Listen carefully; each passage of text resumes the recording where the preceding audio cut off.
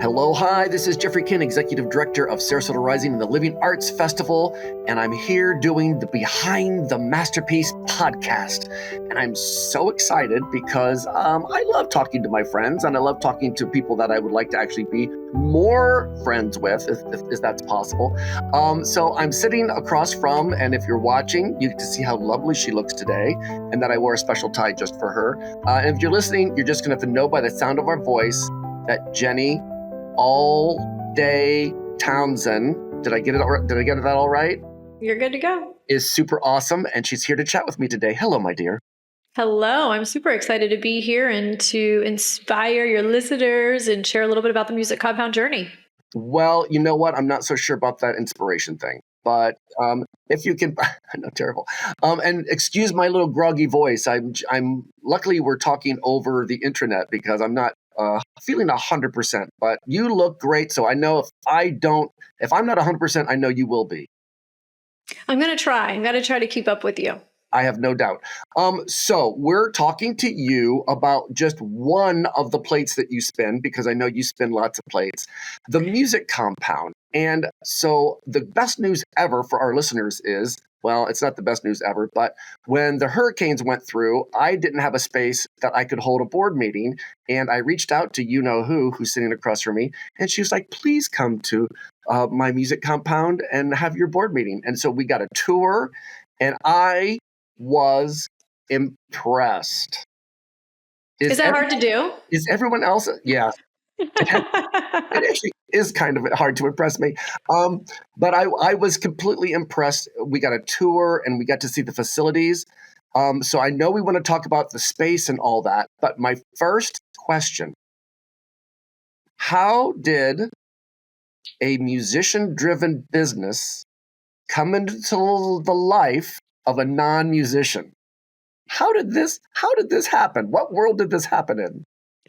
Well, it happened in this amazing world. I had basically an obstacle happen in my life and I turned it into an opportunity. So everyone always assumes that I'm a musician, I'm an educator, or I'm a parent, and I'm none of those. So on all three. Okay. Yeah, exactly. But I do get the pleasure to hang out with a lot of kids. And I knew at a very young age that I wanted to have a child-based business. So my dad actually owned a window cleaning company, and I used to service all the Publixes and Walgreens throughout Florida. And I was cleaning a young woman's house, her windows, when I was, early 20s, and she was 27, and she had a beautiful mansion. It was on the water. She had a boat, drove a Mercedes, and all the things. And I was like, what do you do? And she's like, oh, I own a cheerleading school. And I was like, one day I'm going to own a child-based business, having no idea what I was going to do. Fast forward several years later, I got into real estate and the market tanked. And at that point, I only had an associate's degree and no one would hire me. Even though I could outsell, outwork, and I had like the grit and the drive, I needed a bachelor's degree to apply for many jobs. And so I had the privilege to go back to college and to complete that degree. And during my final semester at USF Sarasota Manatee, I developed a business plan utilizing all of the business courses. And around the same time, that time I was working at the Packing House Cafe, which is a total dive, which is great music. It's great. Yeah. And another restaurant. And I was surrounded by musicians that wanted a place to connect and learn and really just jam out and find the missing band member. So I kind of took that idea of the concept of this place for musicians to connect and started rolling with that. And what I quickly realized is many of them don't have additional income or a ton of resources to spend on rehearsal space. Yeah. So I was like, okay, how do I create a place for musicians to connect and thrive and maybe even make a good living? And then I went back to that early 20s memory of having a child-based business, and I flipped the switch script and basically created Music Compound. At first, it was actually called Sarasota Academy of Music, SAM for short, because the only thing back then was Sam Ash, where you could buy musical instruments. So I was like, ooh, Google Analytics, like SAM for short. And then when I thought about the Music Compound concept, that just was not the right name for us. So basically glass of wine and Google, and I sat on my back porch and typed in all these different combinations of names that basically had to do with the actual facility and the mission that I was going to be doing. And out came Music Compound. So yeah, I Well, traveled across the country and did market research, and there's so much that goes into the story, but essentially nobody would hire me. And so I had to go back to school, and that's where the business was developed. And I graduated in 2009, but I didn't start the business until 2016. don't you think that often that's how entrepreneurs see the world, is that they're trying to work on something, and then a problem arises, and then someone sees a solution. Like, I think there's something, I think if you talk to like a lot of people who are successful entrepreneurs, they're probably going to say the same thing. I saw a problem and I decided to try to fix it and hopefully make some Yeah, money doing it. 100%. And obviously I was trying to assist and, cater to musicians, and then not knowing really what the impact would be. I mean, most of the people that I said, "Oh, I'm going to start this music school," they'd be like, "What's your curriculum?" I was like, "Curriculum? We have no curriculum." "Well, what do your teachers have to have for you to hire them?" I'm like, "Well, they got to have a personality, they have to have good character, they have to know something about music. And yeah, if they have a degree in that area, that would be phenomenal." And so, anyway, I was just breaking all the rules. And I mean, everyone said, "There's no way this is going to be successful." So it's quite And I, interesting where we are, and I got to 10 years tell you, later. how much did the fact that people said that this probably wasn't going to work made you work harder? Yeah, 100%. I Yep. mean, a lot of people at one point said, "Stop talking about it. It's never going to happen." And I was like, "You don't understand. One day." So anyways, I'm really fortunate for the journey. And, I always feel like there's so many opportunities that can come from obstacles. And that's really how I live my life. It's interesting. You and I are cut from the same cloth, because with the festival, it was the same thing. And trust me, I knew there were people. I heard grumblings. That festival's never going to happen. Yeah, please just let me know that. So that makes me work that much harder to make sure that it actually happens. So, Right. so bless your heart. I mean, but now, so you started very small though, right? You were in a smaller space, and it was a very family thing. And now you have how many square feet? So we're currently in 10,000 square feet. 10,000 square Yes. feet. So we started in 2016. I started with one teacher with 4 studios in 1,800 square feet. And by that April, we were at max capacity. So I took over 5,600 square feet in the same plaza. And through the years, I've tested out different locations here and there. But it's just great to have everyone. And last year, my building went for sale, and then someone wanted to sublease my space in Manatee. So I was like, "Oh, I'm going to need place." And fortunately, we found a 10,000 square feet facility that we could build out to our needs. And it is definitely top notch. And everyone that walks in is just like, wow. And it's super cool to be there within our 10th year of business. So in that space, because just like walk me through it, because I remember seeing rooms that people could like work individually. I saw things that reminded me of vocal studios when I was in college. I saw rooms full of instruments. So I hate to say it, but Music Compound, I should have figured that out. But you actually have instruments there, like lots of them.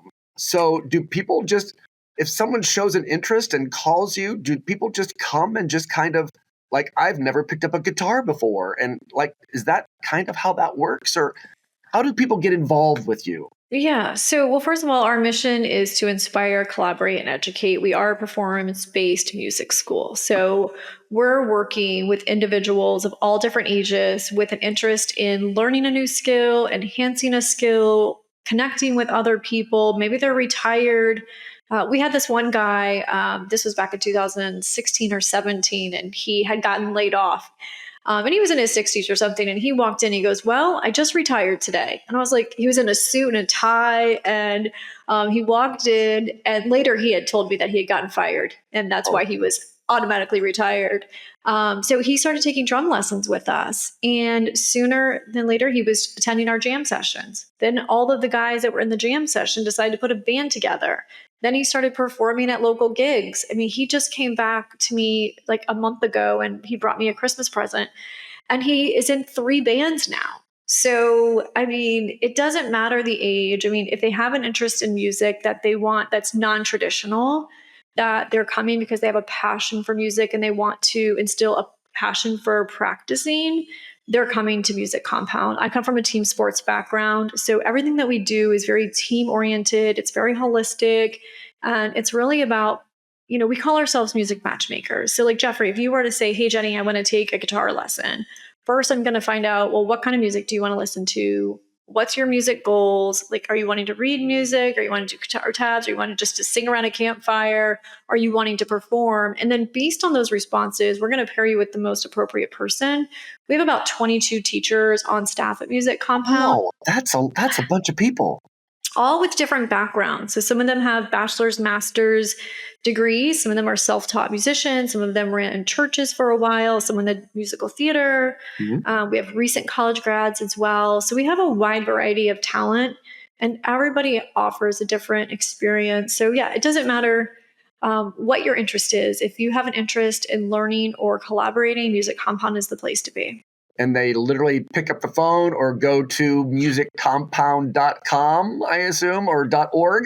Yeah, they can do that, or they can just stop by. We love giving tours. We also incorporate and include or invite people to attend our jam sessions. The jam sessions are a great way to experience our current members and our current community. And then they get to implement some skills, or they get to see the potential if they do commit to taking lessons and practicing and playing that instrument, what they can do within a certain period of time. And, concerts are the best. We always invite people to come and see our students in action.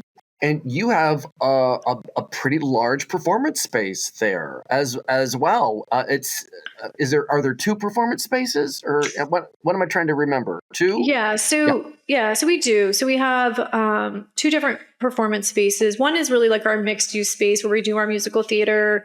We have what we call New Horizons, which is it's high school band, but for seniors, so 50 and above. Oh, yes. So I was going to call you on this because I'm so glad if you're watching, you see that I'm holding up a brochure from these folks who came and talked to me, and they mentioned your name. And I kept thinking, I was like, I thought she just dealt with kids. And then obviously, maybe initially that was your idea, but then realizing, like I did in community theater, that kids are of all ages. You and I, to some people, are kids. So they came and talked to me about the festival, and I kind of fell in love with them.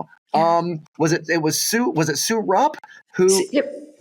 So there's Susan and then there's Sue. But Okay. I don't know if you know David DeWitt, but David DeWitt, he's part of the jazz club, and he plays the Oslo. He's part of a lot of different programs within here, and he does the saxophone and trumpet and a couple other instruments. So he actually leads that program, and it's super cool. I mean, they have a weekly 2-hour rehearsal, and a lot of them are seasonal. They come, they do gigs. They've played at the Ringley Museum as well. And it's just a great program. So they're in one of the mixed use spaces, and that's where we do a musical theater and other stuff. And then we have our concert venue where we have professional staging, lighting. We do 2 signature shows per month. We call them concerts. So most music schools will have quarterly or annual recitals. We have a concert every single month. A lot of them are themed. So we do like singer-songwriter. We do a Beatles tribute. We do Rocktober. Music and media as well. So that way it keeps the lessons fresh and encourages us to pick different music, which helps with the retention and exposure to different genres and artists as well. And I would say that the concerts are my favorite part because we have so many people that walk in and they're like, I'm never going to get on stage, or I'm never going to perform, because they're insecure. They don't have the confidence. People are so afraid. I know. It's crazy. Yeah. And then you see them on stage and they are just so proud of themselves. And it's just such a massive accomplishment for so many of them, no matter their age. I just had this guy named Ron who's been taking lessons. He's an adult, probably like in his 60s or 70s. We don't ask him their age at that point. Thank you. We just say you're not adult.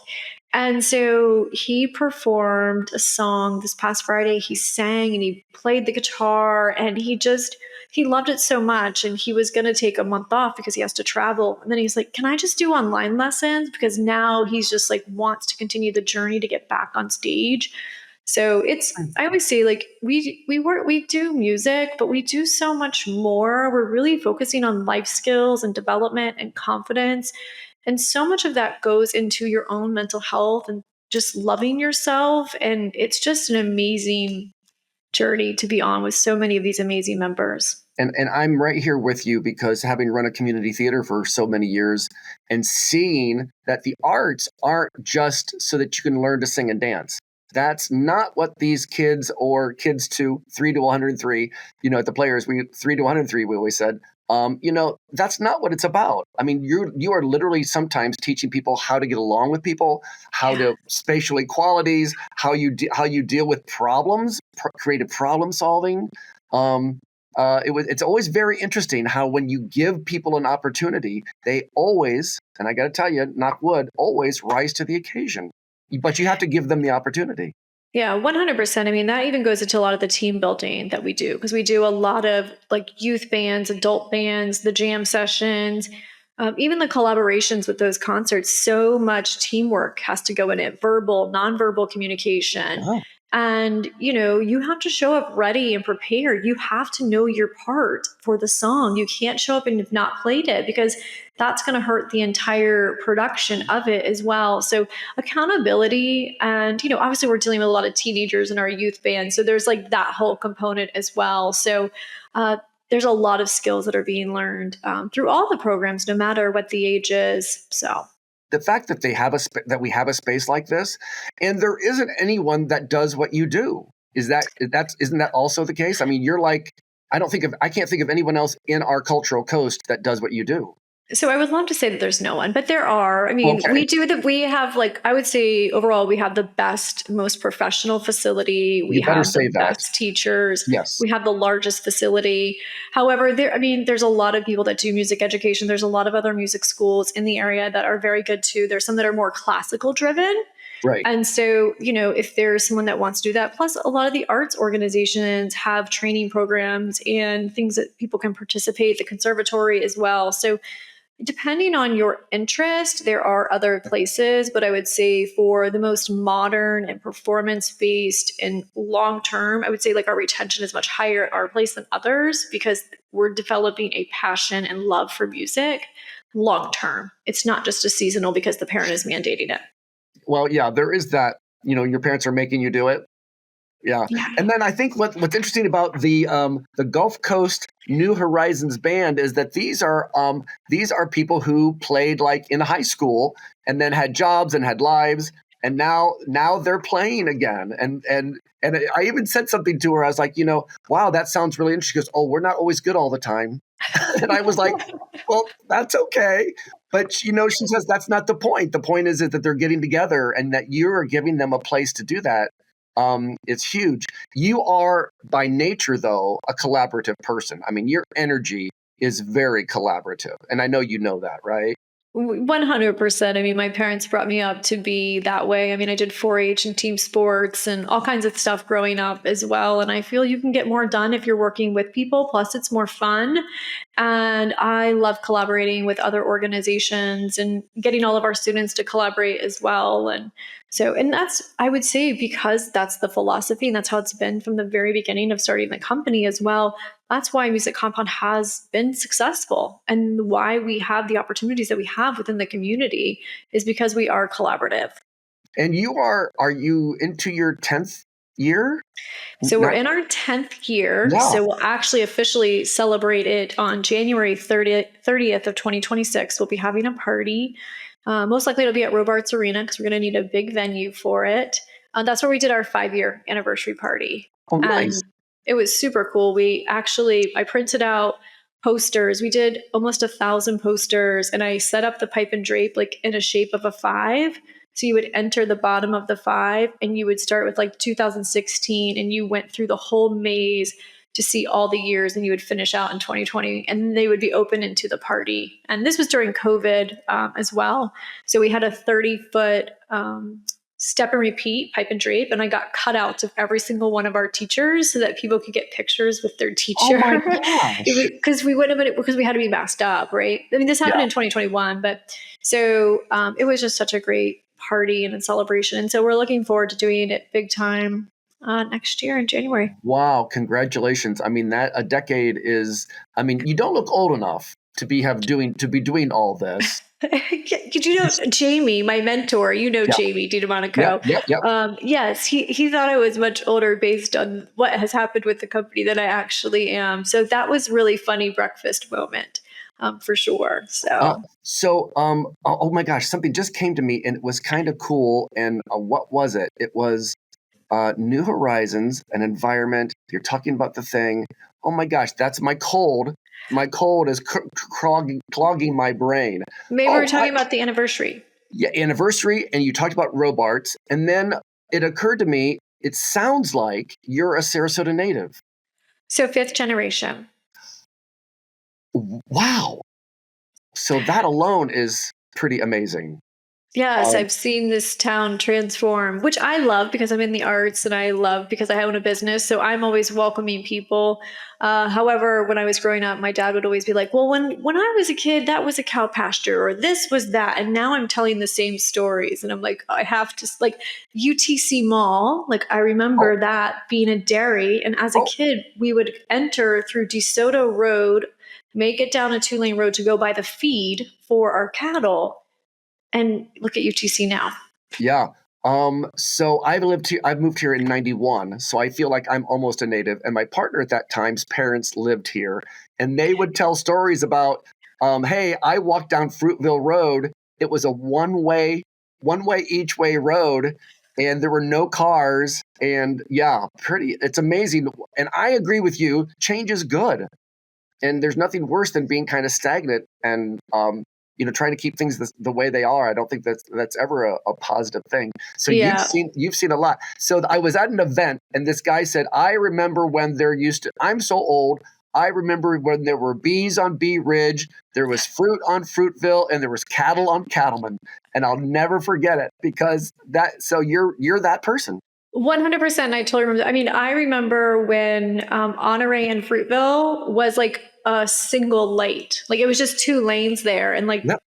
there was just one light that had 4 different lights for people to go. So yeah, but so I've totally seen it transform and I'm really grateful for it at the same time. And, Do you you know, see this area, this our cultural coast, as your future? Are you embedded, and this is where you are, and this is your, this is my town, and I'm going to take it by storm?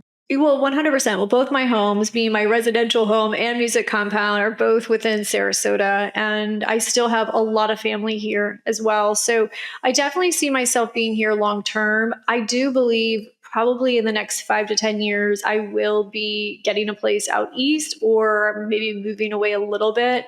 Or traveling more. I love it all.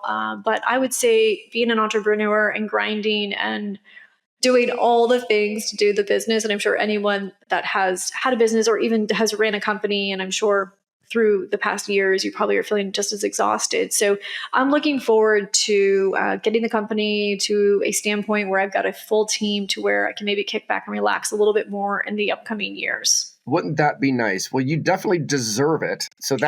And then you also need just a little time to write, because I got to get that in because I know someone, and it's not me, wrote a book, and Yes. So and I'm currently published author, Amazon best-selling, and I just found out the other day my book will be at the London Book Fair in March. So that's super cool. I may be going international with it. And yeah, I mean, I'll have more books to come. It was definitely a long, hard process, but I got the itch now. Like many performers that go on stage, they're like they want to do it again. And so I'm looking forward to doing that again. So Jenny, just so you know, I'm writing a book right now on this laptop that we're working on. So you can be you're my inspiration. How's that? I love it. What is the book about? Oh my gosh, it's just the end of the world. It's something upbeat. I've just figured out how the world's going to end, and so I thought I would share that in a story. Nothing that I love it. Do you think it's going to be a play in the future? it should be a play and a movie, and hopefully I can just write it, and then the money just flows. Wouldn't that be Yeah. great? So It takes a little while. what's the name of your book? I think it says something to do with stroking, right? Yeah, so it's called the Stroke It Guide, and it's The all about Stroke It Guide. enhancing Okay. every relationship within your life. First, starting with yourself, and then your partner. And then because I do own a business, I talk about the benefits of stroking your employer and employees. Not literally, not literally, but it is really, really important to take care of your employees and the people in your life where they feel loved, they feel heard, they feel validated. And at the end of the day, everyone likes a compliment and wants to know that everything that they're doing is making a difference and that it's being seen. So that's really what the book is about, along with the podcast. And super excited to finally have it out. So what do you think the hardest thing is that you have to do? What's the toughest part of your job? I would say managing people is and leading as well. So I've always felt like I was a really great leader until like this past year. And a lot of it had to do with, focusing on the book and then coming back in the business because I was not really in the business for the past like 2 years because I had a team established. And so coming back in with the move and with the expansion and the financial scope that we're now under because of the larger space, I've had to come in as a different leader than I was before and pushing people, encouraging them, and kind of setting out a plan of like the future of the company and getting the buy-in. And I'm also working with educators and musicians, and they're totally content with how everything is. So I'm having and have had a challenge with getting them to buy into like EOS, which is like an operating system, and upping the quality and the structure because we have to raise the prices.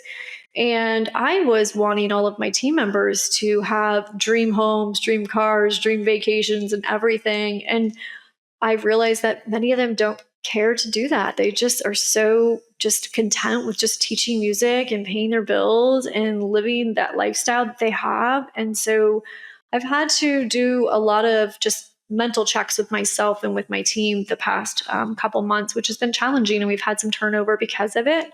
And I'm in the process of hiring more people. I've just hired 2 new teachers, but more front office team members that can really take the company to the next level because that's really where we need to go and where we want to go so that we can provide better jobs, better income, and a better experience overall at the company. So I would say the leading people can be probably the biggest challenge as well. And obviously we're dealing with kids and parents with, big dreams and egos and, obviously everyone And has a different fears. stance.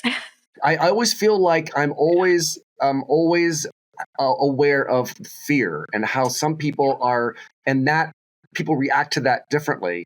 And that's a challenge to lead. And I had, and I've been there where you have personalities and you have to figure out, how they think and how they work and how they feel, and why they feel how they feel. I mean, it's fascinating, actually.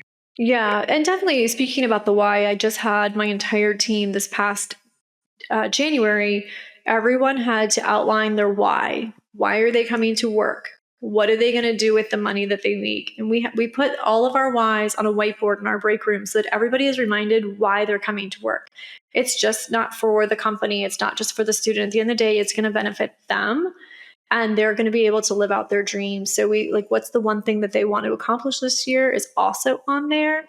And I'm hoping that's going to be the guiding force along with our word for the year, which is grow. And I think that we'll be able to do all the things if we're all aligned. But at the end of the day, we all have to be aligned and be working together. And I would say last year was a little bit of a challenge with the move and the expansion and all the things. So Right. I hope anyone that has a dream or a thought or an idea listens to this podcast. You have so many pearls of wisdom. I could talk to you again for another hour. I don't know how this happens, that the time goes by so quickly. So the most important thing for me, of course, is to say what a treasure you are to our community.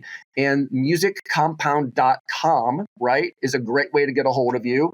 And obviously, you have people that are answering your phones as they need to get a hold of you as well. I would love to talk to you about 1,000 more different things. So maybe we'll plan a follow-up interview at some point. How would that be?